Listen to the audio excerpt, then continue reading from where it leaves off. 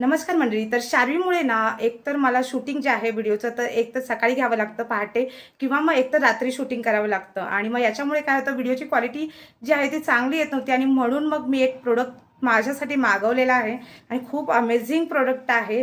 तर ही व्हायरल अशी influencer light जी आहे तर ती मी परचेस केलेली आहे आणि याच्यामध्ये जर तुम्हाला बघायला गेलं तर इथं होल्डर दिलेला आहे, मोबाईल होल्डर आहे.